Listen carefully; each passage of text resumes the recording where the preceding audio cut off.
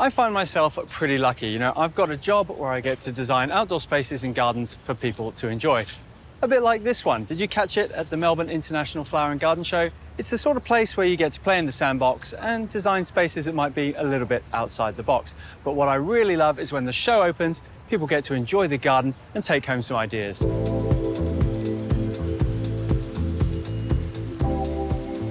So let's rewind a couple of months to where it all began, right here at home. Well, actually, on the drawing board. So I've thought about all the things I would like in the perfect entertaining space. We've got two areas, one of them for dining, a second one for lounging. They're connected by a water feature and a large lawn in the middle for sprawling out. The centerpiece of the garden you can see here is a chimney with a charcoal fire.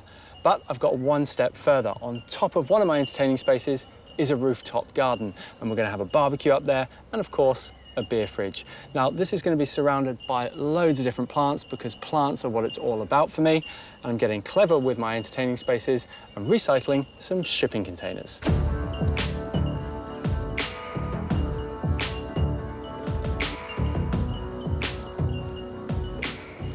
Now, a shipping container for an outdoor room isn't such a crazy idea. If you're looking for something like a pergola or an office, these cost £5 with the cutouts delivered. Now, obviously, I've spent a bit more money on tricking them up. Let me show you some of those things.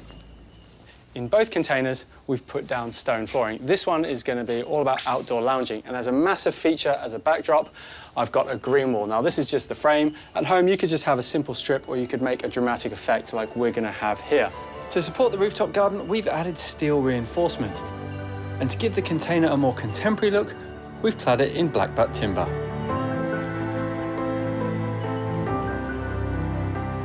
So we are finally here at the Melbourne Flower Show in the Carlton Gardens, 9 days until show day, and it is all kicking off. Our containers have just arrived from Sydney. I'm super excited to see them and unpack them.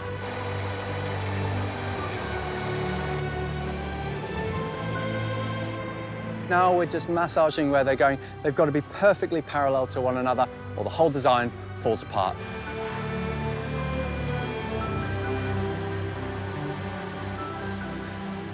Now, building a show garden is a very different process to building a garden, especially when you're in a heritage site like this. You're not allowed to dig in the ground, so everything has to come up with timber framework, and then stuff goes on top of that. And here it is, our grill is finally in place. And just like the containers, this was actually prefabbed and just brought in. In front of it are these incredible cobblestones. Now, throughout Europe, they've been lifting the streets, cutting the tops off and relaying them. But what it gives us is this amazing antique finish. Now, these are nice and thin, they're just stuck down, the boys are grouting them, and they look fantastic.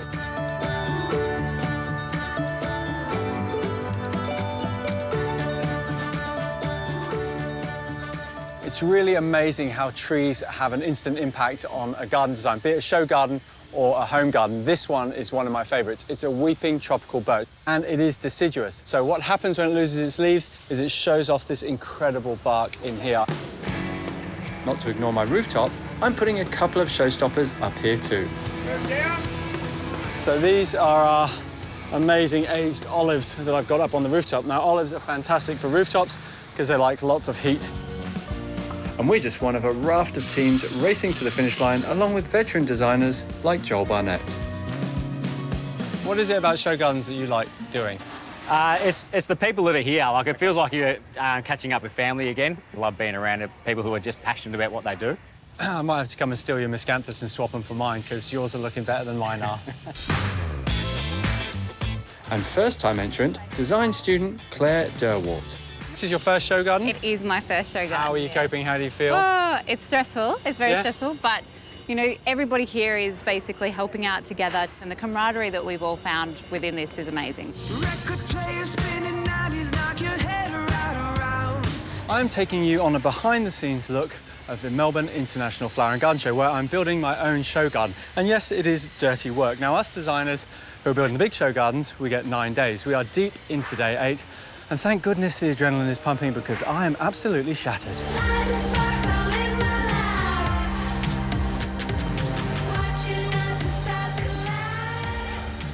When you're building a show garden, well, when you're doing the planting in a show garden anyway, you need to let the judges know if you're doing it in a sunny position or a shady position. Now, the shady positions are at the back of the garden, and I'm totally fine with planting those. Sunny positions, no, this is the sort of planting that I wouldn't normally put together, but I'm really pushing myself to do something different, and I'm really happy with the way it's come out. The main thing we've got is this incredible fan aloe. Now, everyone who's walking past is impressed with this, and it is absolutely fantastic. Around it, I'm picking up the silver and blue in the foliage with things like guava. We've got some native dietes. This one's called white tiger, and then some rounded shrubs just to ground it all in oriental pearls.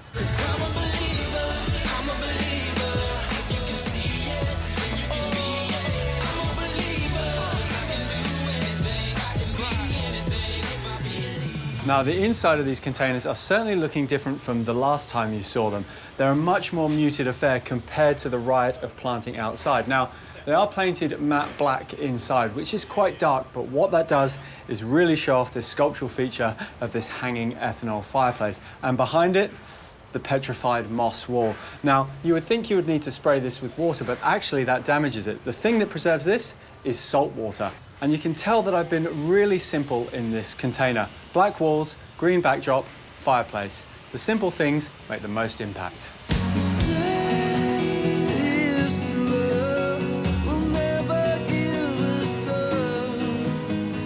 And in the back container, I have yet another statement with this fantastic green wall, which really anchors the back of the design. Now, this one took much longer to put together than the moss wall at the front because you have to place every individual plant. Now, I really like a green wall where there's clumps and drifts. I started off with these hanging ripsalis because they're incredibly dramatic.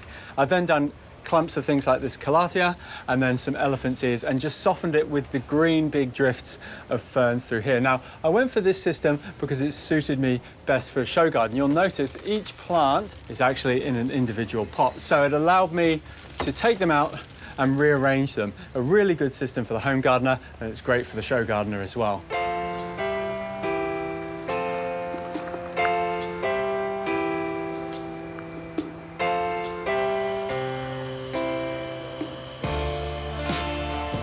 Now, you know we're getting close to the finish line when I take off the work clothes and put on a blazer. And the last thing we're doing is installing the lawn. Now, this is a major feature, and we're not doing just any old lawn. I've never been stressed laying grass before.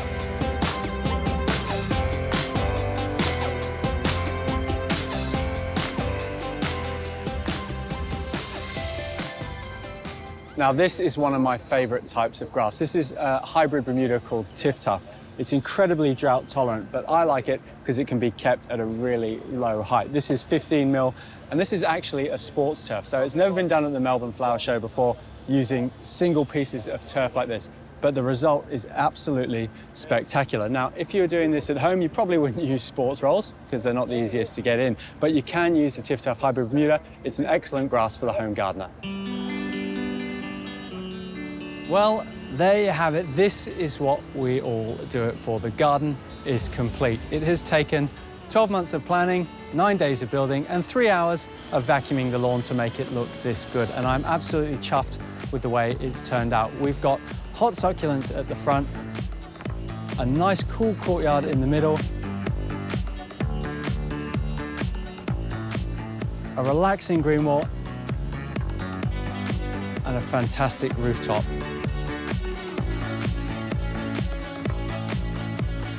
Now, I could not have done this without my incredible team and the support of everybody who has helped me. I want to say thank you from the bottom of my heart. And luckily enough, the judges were impressed. We've got a gold medal, best plants, and best in show. And I hope you enjoyed it too.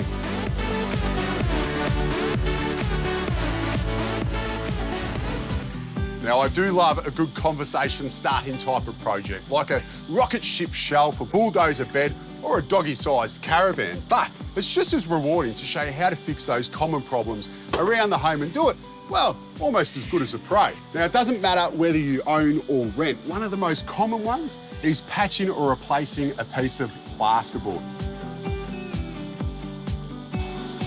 Once you've marked the plasterboard to cut it, you just need to use a utility knife. And the idea behind it is you're basically just scoring the paper on one side, you're cracking it, and then scoring the paper on the other side and cracking it back. So out of this scrap bit, I'll show you, you just put a cut across, hit it on one side, it cracks, Use that line of the fold to cut across and fold it back, and you've got your cut plaster. As simple as that.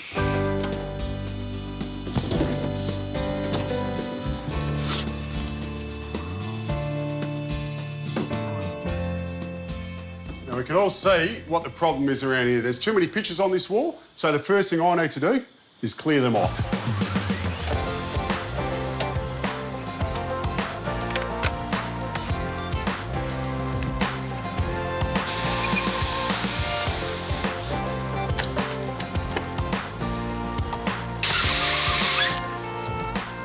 Well, that's one problem fixed, so now we can move on to the next, and that is patching this hole here.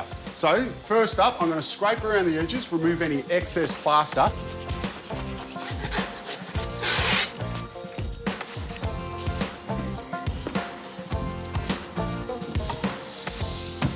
All right, well, that fits into place, but the problem here is the plasterboard is set too far back compared to this piece here. It's common on old houses, the studs can be bowed, so what I have to do here is pack this side out.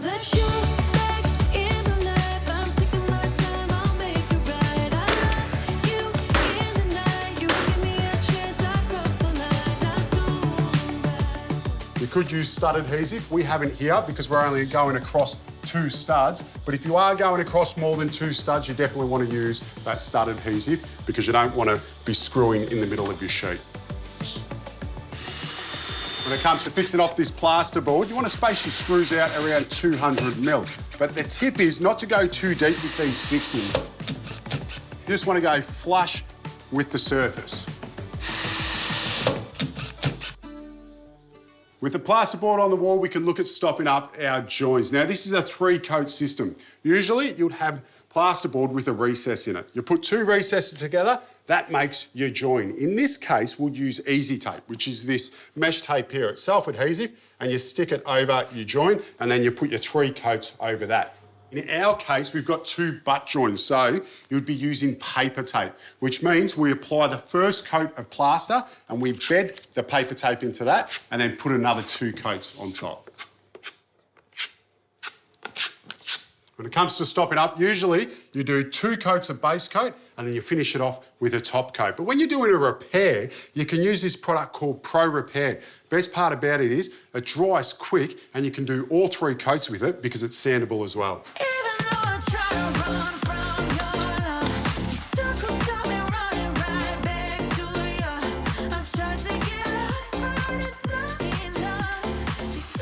When you're applying the paper tape, it's got a centre line in it and you just want to line that up with the centre of your join.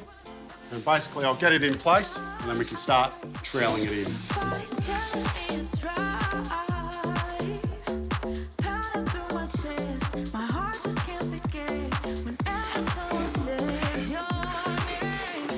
And the trick is to remember, always, less is more.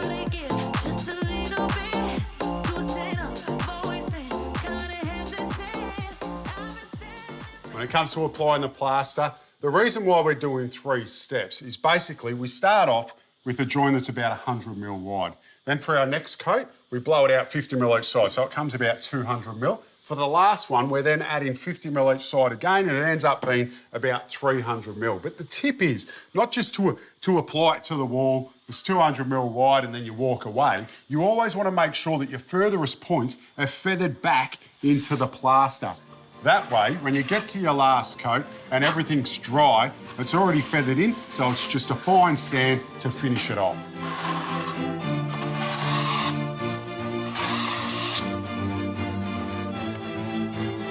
With the plaster all dry, we are now ready to finish this off with some sanding. Now, when it comes to sanding, for the sandpaper, you want to use a 120 grit. You don't want to use anything more coarse than that, so you can go up, but definitely not down. Just got a hand sander, and the tip is basically we're going to start on the edges. You want to work in a circular motion, feather in the edges first, and obviously we'll go over the centre. This does create a lot of dust, so you want to make sure that you're wearing your dust mask, but also a good tip is to have a vacuum cleaner running and just hold that underneath while you're working, and hopefully that's going to pick up the majority of that dust.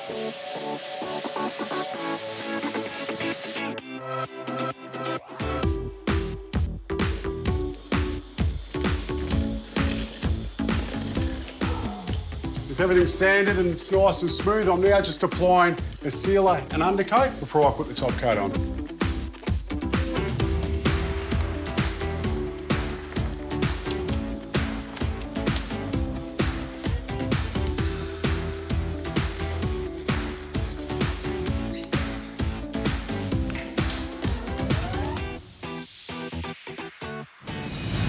And how much better does that look? And this goes to prove that there is no reason that you should be living with holes in your wall or your ceiling anymore, because now you know the tricks, you can get plastered this weekend and you won't wake up feeling bad the next morning.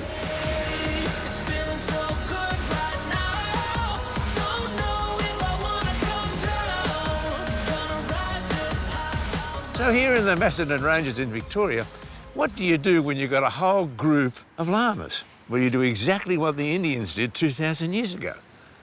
You go trekking, don't you? Want to come trekking with me? Eh? She's not real sure, but, you know, we've only just met. That's the way it is, isn't it? Hello, Harry. Mark! I see you've met the girls. I have, mate. Right, all 10 of them, I think. They're beautiful animals. I really love them. There's something about it. They're genteel. They are very much ladies. The eyelashes, the way they look, the way they walk. Oh, those very ears. much ladies. And Those the ears, ears. the expression, you They know. tell you everything, don't they? Now, I read on the front gate a sign that talked about llama treks. It's Hanging Rock Llama Treks. We offer different experiences depending on what you'd like and the time that you have. So we have, for the younger families, we've got a meet and greet, which is an hour with the llamas. We have a 5K walk from here at our residence down to Hanging Rock Reserve, through the reserve and then back out again with a morning or an afternoon tea. Yeah? And we have a 12K walk using the Domino Trail. I've done birthday parties, a bar mitzvah. I've got another birthday party coming up, a couple of weddings. How in heaven's name did you ever get involved with llamas? My partner was working at a local vet practice and a llama had been brought in baby, day old. Little Kriya. Little Kriya, to be euthanased because of a huge hole in the heart. Madeline brought Yodi home. For 5 days, it turned into 9 months. We then had to find another friend for Yodi once she got too big to live in the house. And it all started there.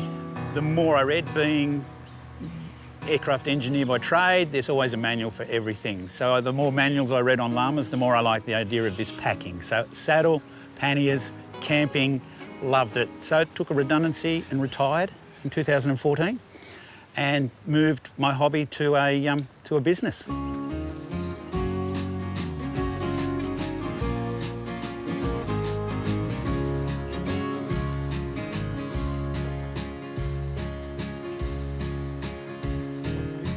Our saddle training starts just with a typical South American saddle. So that just goes over the top. Just sits on him. There's no upward pressure. We progress up to a little saddle that, same type of idea. Yeah. It goes over the top, but we're now starting to add the complexities of a strap underneath, pulling up on him. So is that what you'd normally take away, or is that just a training type thing? That's just a training device. So what's the next step? The next step is to remove that saddle and put on his big boy saddle over here. Oh, okay. So that goes on there, making sure we now have, it's not on his shoulders. For what sort of distance can they travel? I've done walks 19 Ks in a day with them carrying 30 kilos each. Wow. Let's go trekking. Absolutely. Come on. We got the saddle on, let's go trekking. Come on. I think I'm lost. Everything looks so familiar. I think this is Harry, this is what people come here to see. Hanging Rock. I think I'm gone. Traditional custodians, the Jaja were wrong, the Tun are wrong, and the we were wrong. Meeting place, also initiations performed up there on the rock as well. We still have the races twice a year, New Year's Day and Australia Day, and cricket every Saturday during summer. And the wildlife like it? Wildlife love it. The kangaroos love it. Lion the choice was made for the fall. Where did you get the idea of going on a llama trek? I was just kind of looking up something a little bit different, out of the ordinary, and you know, we also love like the Macedon Ranges and. Okay, so but you actually had them as part of a ceremony, didn't you? Yes. So it was for our wedding. Don't be embarrassed about it, right? I got one of those on my finger, look, right? Have you? Yeah, see, they got rings on, that's all fair dinkum, right? Where's yours? Yeah. Did it go spectacularly well? It went very well, apart from the times when they started eating my flowers. Oh, eating, oh, right, That was okay. after the ceremony, though.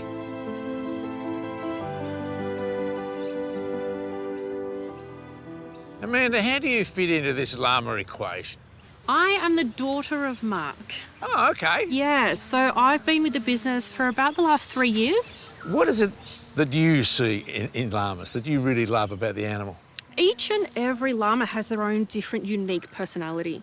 Some are extremely affectionate, kisses, cuddles, mwah. Some are very alpha. There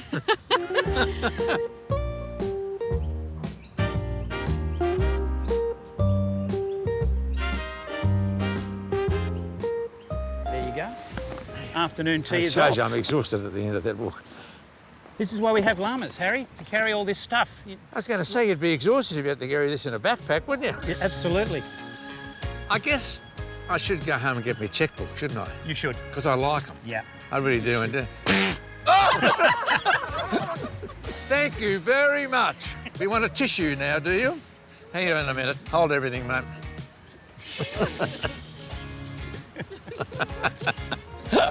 I'm just kidding. Oh, I got some in my coffee.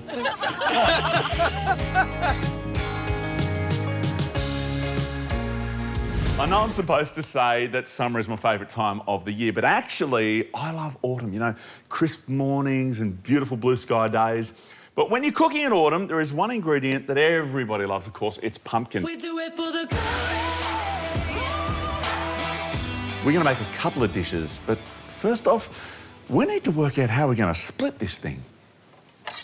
Now, to do this, you don't need a knife this big, but it kind of helps. You can do it with a small one too. You pop your knife in like so, just under the skin, then roll it backwards and forwards.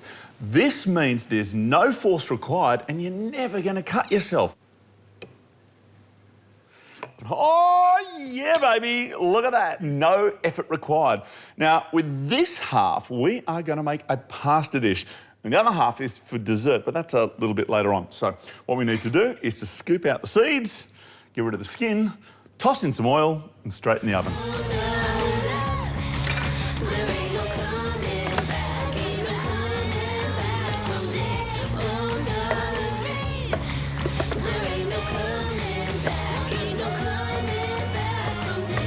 One thing you should know when you're dicing the pumpkin is keep it a little bit chunky. Remember, when we roast this, it's going to shrink down, so don't start off too small.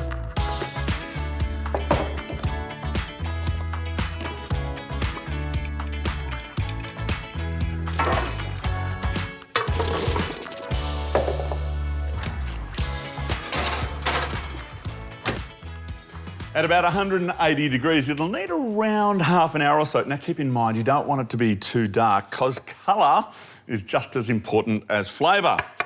While that does happen, we'll need to get onto our vegetables. Yeah, I made a start on the onions, but what about the celery and the garlic and ginger? They all need to get chopped down. So, let's get into it.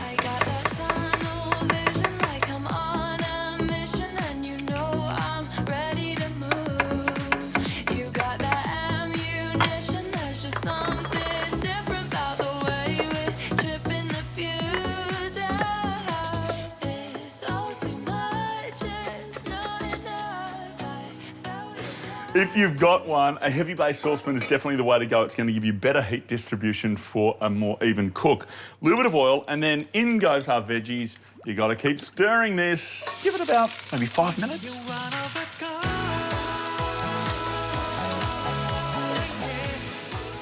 Yeah, that's what I'm looking for. It's softened beautifully, and it's starting to go like pale golden. Look, I'm sure there's a paint colour for that, but anyway, a little bit of tomato paste helps to enrich it. But when it starts to catch on the bottom, oh, just strong enough, some white wine.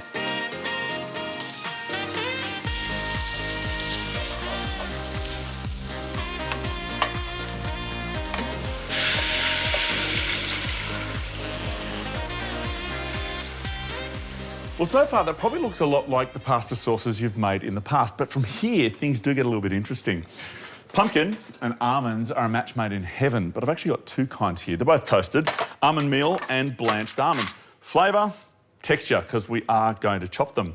Additionally, a little bit of sweet paprika. I love this with tomatoes. I think it really brings out the best. And of course, you've got the tomato paste in there already. Plus, some manchego cheese. It's a light Spanish cheese. It's good if you can get it. Otherwise, whatever's in the fridge. It's okay, oh, not to be okay when everything's broken. Oh, and you don't know if it's gonna be okay. Just gotta keep hoping it's gonna be okay. And so we mix in the almond meal, the blanched almonds, the paprika, and the manchego cheese.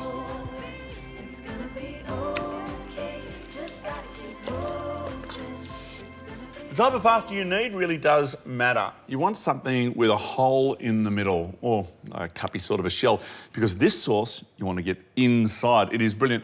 As for cooking it, well, follow the packing instructions, but keep it al dente. Needs some texture.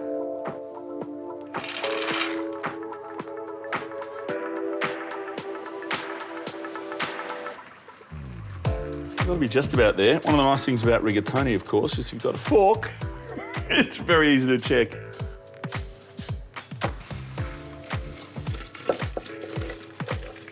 I like to add the pumpkin to the sauce and puree it up. It's lovely and creamy, but make sure you keep a few bits on the side just for garnish.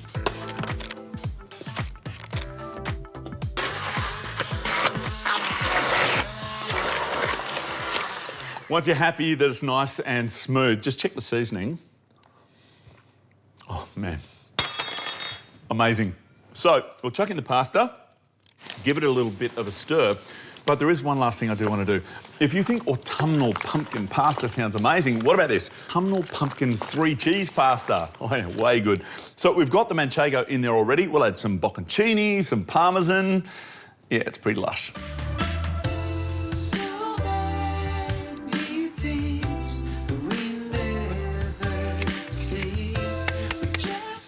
Give it one final stir and spoon it into a bowl. It's luscious, it's silky, and those 3 cheeses are perfection. Decorating plain walls with hangings or other artworks is a great way to infuse a room with character and is a really important part of the design process. But what if you don't want to go to the expense of buying artwork made by someone else? Well, I have the perfect project for you, even if you don't have any artistic flair. And it all starts with the humble potato. Using potatoes to block print is nothing new. You've probably heard of this before, and there's a reason why it's hung around for so long, and that's because it's simple, but it is so effective to create artworks, especially if you hang them in multiples next to each other on the wall. First, you'll want to take a white potato and slice it in half. And then once you've done that, you take a sweet potato and just cut it into segments, like so. And because the potatoes will release a little bit of moisture, you want to place them down onto some paper towel to absorb that moisture out so that you can then put some paint on them. Next, you'll want to take a piece of timber or a couple of books, just like this, and place them underneath your canvas. And what that will do is provide support so that when you press down with your potatoes, you get nice, even contact.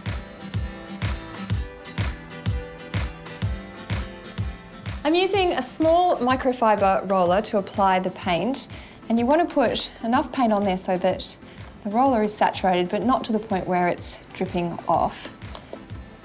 And then you take 1/2 of a potato and your roller and just apply the paint straight on like that.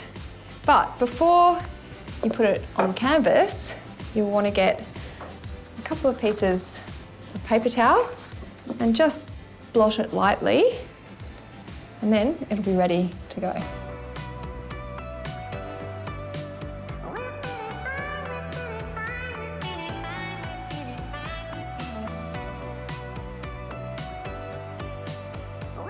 Now, for the shape down the bottom, I want it to look more like a lotus pod. So I've just sliced this potato slightly at the top, which should give me the right shape.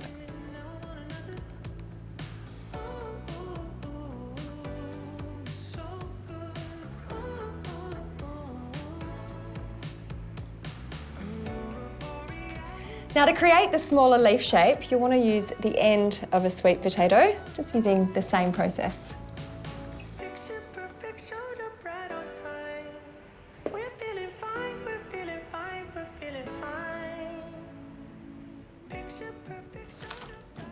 Once the paint's completely dry, you can start to draw in some of the details. So I've just used a pencil to mark out the stems, and then I've got a double-ended felt pen here, and I'm going to use that to go over the lines. And a great tip here is to use a ruler with a couple of coins added at each end with some masking tape around them. And that way, when you put it over your canvas and you draw the felt lines in, they won't smudge anywhere.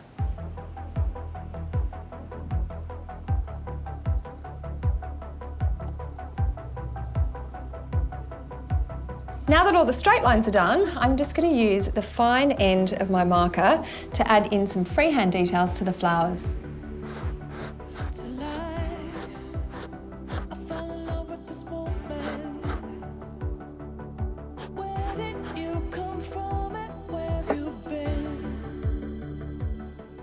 These look very impressive on the wall, but were so easy to make. And once you've mastered this classic craft, the sky's the limit as to what you can create.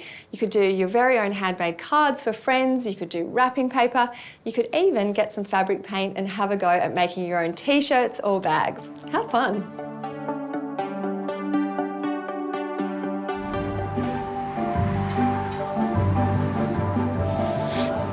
So Pete, you know in property they say location is everything, which makes it even more remarkable that the owners and architects of this unbelievable home that you're about to see actually chose this site to build their ideal family home. Yeah, now we've come down a very narrow laneway to what was once a derelict block of land, forgotten, just 250 square metres. It's tiny, wedged between not only a laneway, but a very busy train line. Council took some convincing even to give them the permission to build here. They had heaps of other obstacles, none the least COVID. And a fire a few weeks before they moved in. But they overcame all of those obstacles to build this amazing home.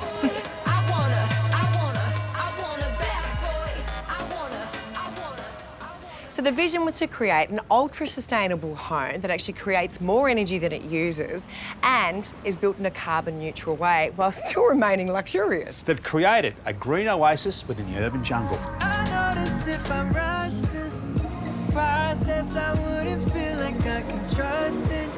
It's like being invited to destruction. How you didn't let the fire do the talking down. Oh, I like this already. Now, Pete mentioned how small the site is, but it doesn't feel small. There's a lot of house here. They've actually built a 3-level, 4-bedroom, 3-bathroom home that's connected to all these green spaces wherever you look. Yeah, the footprint of this building is only 78 square metres, but they've created a sense of modest grandeur by working with the section or the floor-to-ceiling heights. Here, creating a sunken living room, now known as a conversation pit. I like that idea. Connection to the outdoors still important, even on this restricted site. And Pete, so many lounge rooms that we go into these days are dominated by a massive TV screen, but not here. Oh, now the latest trend, Joe, and I know this because my son Ivor's just bought one, is a home projector with a drop-down screen. So it's home movie night every night of the week. Ah, your son's cutting edge like his dad, hey? I'm not sure he'd agree, but... How gorgeous is this? Yeah. Now, the house is lined with these dark stained oak timbers, which are cradle-to-cradle certified in terms of their sustainability. But the dark palette, it calms the space down. Yeah, well, not only that, Pete, when you actually contrast it with this light-coloured marble, it gives a sense of drama to the kitchen here. I mean, this is not a huge kitchen by any means, but it certainly has all the bells and whistles.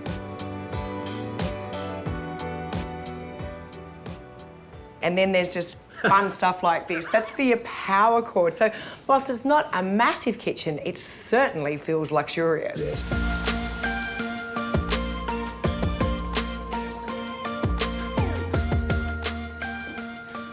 Now, compartmentalisation is important in any new home design, which is a fancy way of saying being able to open a space up or close it down, including even onto the stairwell. I love flexibility in a design. Now, the other thing about building a new home and the construction industry in general, it contributes enormously to the carbon footprint of the planet. So if we can cut down the time it takes to construct a home, that helps a lot. Now, here they've used CLT, which is short for cross-laminated timber. Now, that means it's sustainable softwood, highly compressed and glued together. It's very, very structural and versatile, used not only internally, but for the external facades as well. And not just for the walls. I mean, that actual one goes 3 levels from the floor to the ceiling of this whole house. This is actually certified as a passive house. So after you've done all that initial construction, the entire design is sealed with a waterproof membrane. The idea to be a passive house is you can't have leaks for air getting out or in. The benefit is that you don't have to heat or cool your home. It stays at a very pleasant 20 to 25 degrees all year round, no matter what the weather is doing outside. Just off the master, you have this, elevated sky garden, which is built above the garage. It, of course, collects all the rainwater, which is recycled throughout the house. But this is amazing. It's a gift not only for whoever's in the master bedroom, but what about the neighbours who might look down at this place? How much better is this than looking at a plain garage roof? You betcha. Now, that looks interesting. That is what they call the Adventure Bridge, and it's just part of the fun inside.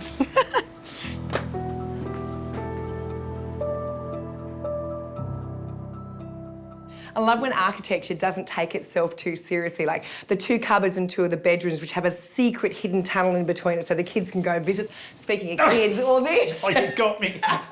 I'm up here on a netted mezzanine, Jar, but it can hold my weight, I promise. No, I mean, this is amazing. You can see the shape of the house. Obviously, if they had a ceiling in here, it would actually feel quite claustrophobic. But instead, by using this netting, you can actually see up to this next level, which is where all the beds are in the bedrooms. And he's right, he's not going to fall. This netting can actually hold the weight of 30 adults. We can talk about architectural theory, but this is all about having a little bit of fun. So, Pete, we keep talking about how connected to the outdoor spaces this home design is, but this, to me, is the triumph. This wedge-shaped backyard that is just lush green oasis. Yeah, this green wall screening out that railway line just on the other side, but the focal point really must be this urban billabong. Something in the water got me drowning in my thoughts.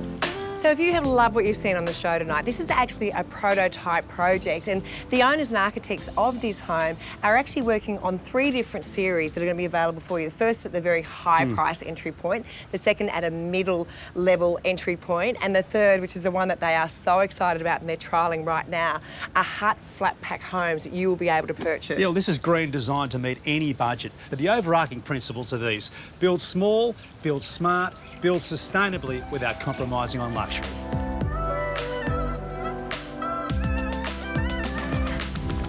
Did your grandparents grow the most tasty tomatoes or the sweetest strawberries or superb stone fruit? Well, chances are they were growing heirloom varieties. I'm here at the Diggers Club at the Garden of St Earth, about an hour west of Melbourne. Now, they specialise in preserving these heirloom varieties. I mean, have a look at all these fabulous apples. It is a seriously important thing. Hey, Julian, you're the head gardener in charge here. I am. Lovely to meet you. What a fabulous selection of apples. All grown by me, either here or at home.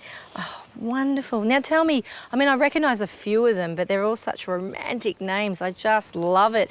Why aren't these widely available? Lots of these are old-fashioned apples, and supermarket apples have been bred for cold storage and transport, whereas these are best picked straight off the tree, usually. Now, what's your favourite apple? My favourite's probably the snow apple, The snow or apple. pomme de neige, as it's called. Oh, beautiful. And you've grown this one? Yeah, that's from my place. I'm going to have to try this. Thank you. Juicy. So juicy. I'm going to use a selection of apples as a filling mix for a little turnover I'm making. So this basket is going to be superb, if you don't mind. Fantastic.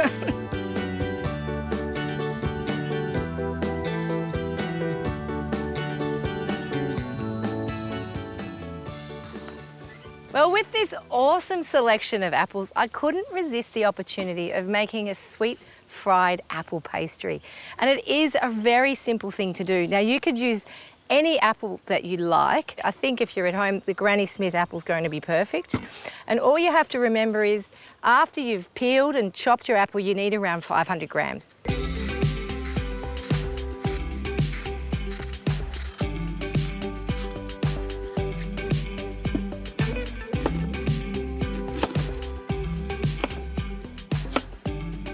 When you do cut the apples, go for about a ½ centimetre dice. Just finished now. Going straight into a dry fry pan. So no butter, no oil required. They're just going to steam in their own juices. Then we pop the lid on and just give it a stir every couple of minutes. The apples will take 8 to 10 minutes to cook. So while that's happening, I'm going to finely dice some dried apple. I love the texture of the 2 apples. About 80 grams, a couple of handfuls.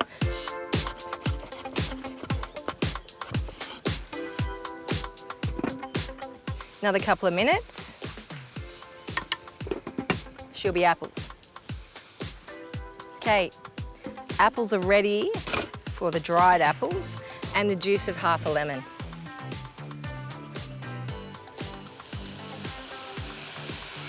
Next, we go in with 60 grams of brown sugar or thereabouts. Because it's lovely and hot, the pan, the sugar will melt straight away, and we'll follow in with some spice. I've got a teaspoon of ginger and also a teaspoon or so of cinnamon. How could we not? And stir the sugar and spice through the apples. You can see it goes lovely and glossy straight away. Let's throw in a couple of knobs of butter and a little bit of vanilla extract. So the butter is melted straight away, the vanilla extract stirred through. We are making a filling for a hot pastry. So I'm going to add a tablespoon or so of corn flour and follow in with some water.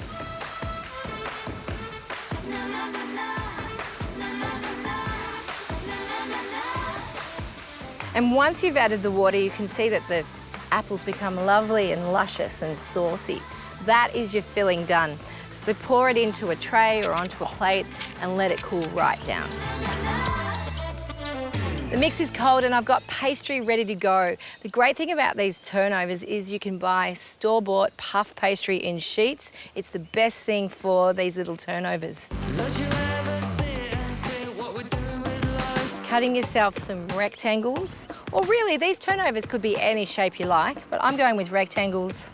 Just egg wash 1 rectangle to start, and that's where you put a tablespoon and a half of filling. Biggest tip I can give you though is don't overfill. And then you take the other piece of puff pastry and pop it on top. The simplest way to seal the pastry is to use the edge of a fork and press it in. Then cook these little turnover pastries at about 180 degrees for about 2.5 minutes on each side. Then you lift the pastries out and drain them on some kitchen towel. They're great just like that, or elevate the flavour, of course, with some cinnamon sugar.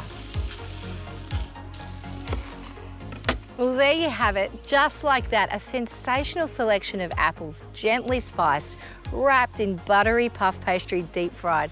What is not to like about that? I'm just gonna have to taste. Mmm, heavenly.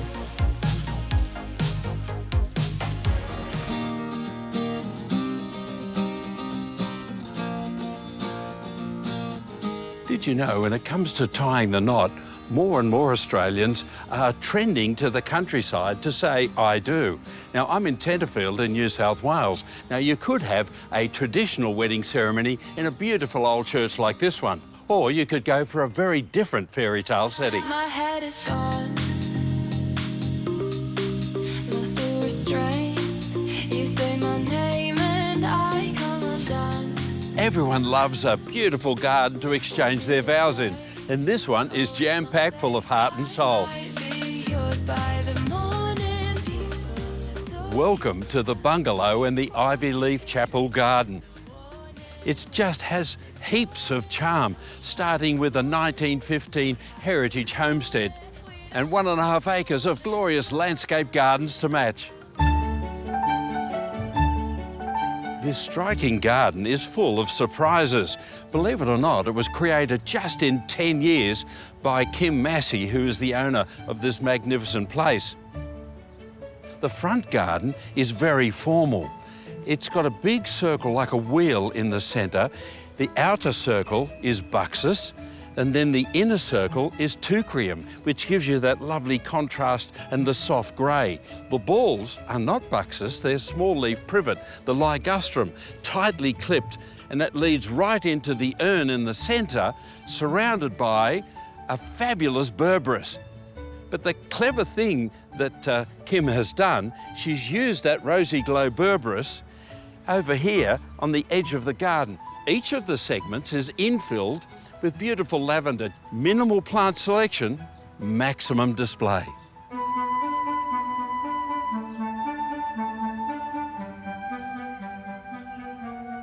The back garden is quite vast, but it has a similarity to it, a familiarity if you like. 4 segments, once again, with a central circular feature in the middle. The shade trees are fast-growing Chinese elm, and then each of the little segments are quite different once again. Erigeron is the edging, lovely and soft. At the end, the gaura just swaying in the breeze. Beautiful dark purple prunus, contrasting with the lime green robinias. How about these flowers? This is the oyster plant, but this one takes full sun, and I believe it's Acanthus spinosus because it does have little spiny flowers and quite a more cut leaf to the regular oyster plant. And of course, it's picking up the blue of the salvia, really striking. But the feature that's reproduced throughout all of these sections are these spirals. This is actually Spartan juniper. The growth, to keep it under that sort of control, you'd need to be at it every 5 minutes. But Kim's dedicated to maintaining this shape, and they're beautiful right throughout the whole garden. Didn't have a place to call my own, no quarter in my pocket but a space to roam. Nothing left to save for a rainy day, till the sunny day that you came my way. I fell for you the moment that you cried. I don't care, the grass is greener on the other side. If loving I gotta say, Kim, this is absolutely dream country. But you were a city girl, went bush to Broken Hill, and you've been around a lot. Then you come to Tenterfield, bought this huge block. There was nothing here. Nothing. Why the garden? Originally out the front, and that was to showcase plants that did well in this climate. Different foliages, you know, people had no idea about different buxuses. Yeah, that's a real, you know, it's a statement of all your gardens, both front and back. Your very careful selection of your colours. I love that. Yeah. Along this way, this journey, of course, you had a very big setback with illness. And cancer's nothing to just sort of bypass. Yeah, I wasn't given a good prognosis at all. Right. And when you're given a time limit on your life, yeah, adrenaline kicks in, and I think I turned into a crazy gardener. And I did, yeah. I did. I was obsessive, and I just worked non-stop when the kids were at school. Yeah. But that obsession, I think, tell me if I'm wrong, but I suspect that was part of your healing process, do you think? Absolutely. Really, really helped mentally with pain relief, and it still does. Yeah, it's most amazing therapy. The excitement of knowing what's going to come next season is just, yeah, it's something to live for. Yeah, exactly. Yeah. Every little moment that we have, honey, let's savor it. It really is a garden of healing and love. And speaking of love, when you want to get married, you need a chapel. And Kim's got one of those too. 'Cause anything is worth it just to call you mine. Oh, you can let me down. And well, this is it. It's a living, breathing outdoor version. Now, it's been created from Rio. It's starting to rust up and get a beautiful patina.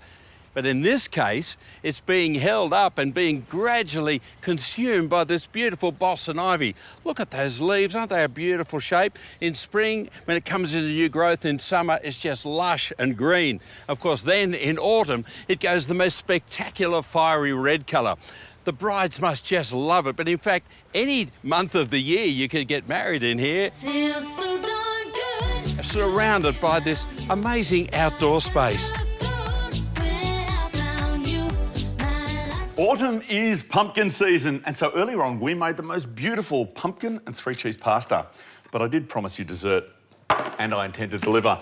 With the rest of our pumpkin, I am going to make a classic pumpkin pie, because that happens to be just about my favourite thing in the world. You're so cool, girl. You're so cool.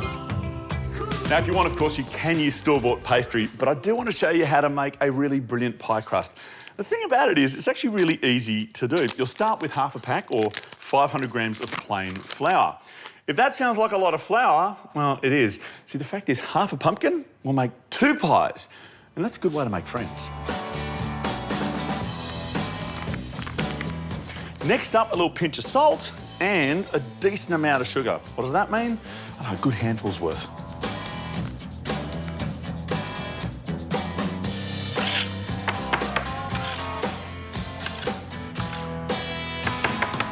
Next up, you're going to need 500 grams or 2 packets of unsalted butter. Now, if you can, make sure it's frozen first. You just find the whole process a little bit easier.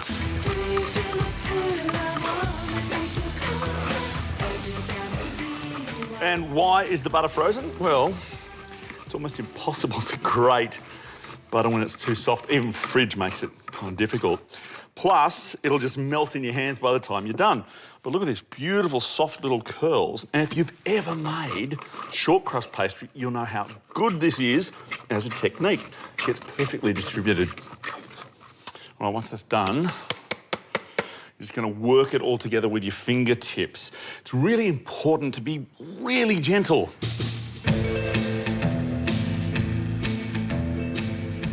Make a little well like that. And you'll need 1 cup of ice cold water. I cannot stress enough how important it is that the water is really seriously cold.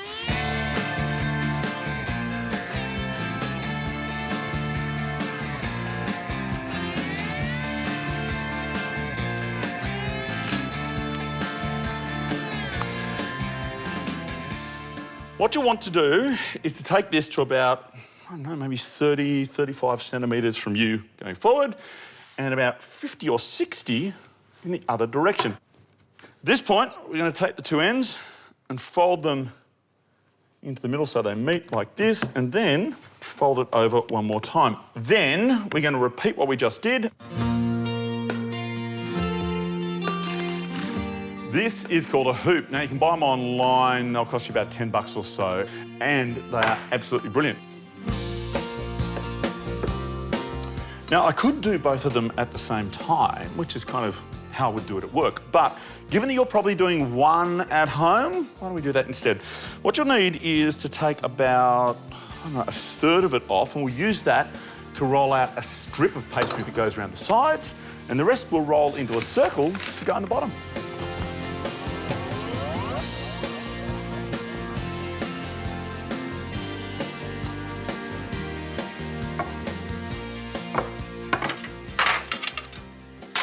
Now, if you haven't used hoops before, it couldn't be easier. You just need a bit of foil, double layers better, on the bottom, and just sort of tuck it in like so, and then non-stick paper in the bottom.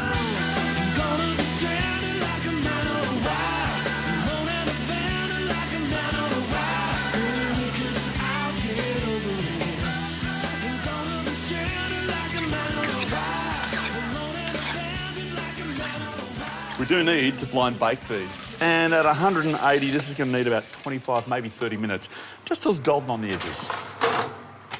While that is in the oven, we're going to get onto making our filling. Now, earlier on, I told you that we've got our leftover half a pumpkin. I've just diced and roasted it. A bit of oil, half an hour in a moderate oven. But we do need it lovely and smooth. I'm going to use a food processor. You could just mash it if you want to, but I reckon this gives you a slightly better result. But whichever you choose, once it is done, you want to pop it into a sieve or a colander to get rid of any excess moisture. To hold this together, we need to make a kind of a custard. You start with just half a cup of milk, and yes, you can use any kind of milk you want, and then just a little bit of sugar. Again, don't sweeten it too much. And we are going to need eggs to help it set. It's 3 eggs for each one of our pies, so half a dozen.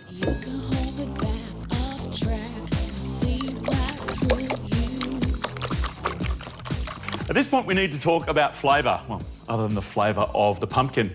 And that, my friends, is a thing called pumpkin spice. You've probably heard of it, but it's really easy to make. All you're going to need is 1 teaspoon each of nutmeg, cinnamon, allspice and turmeric. All right, you get a lovely yellow colour from that turmeric. And what it's going to do is make this pumpkin absolutely sing. So we're going to chuck it in there and give it a bit of a fold. And I reckon it's time to check the pastry. Tell me, is it her who's laughing? When the shells come out, turn the oven down to 150. You never want to cook a filling too quickly. And you need to get the pumpkin mixture in while the shells are hot. That reduces the cooking time, which means it's less likely to split. Ladle it in to just underneath the top lip and straight back in.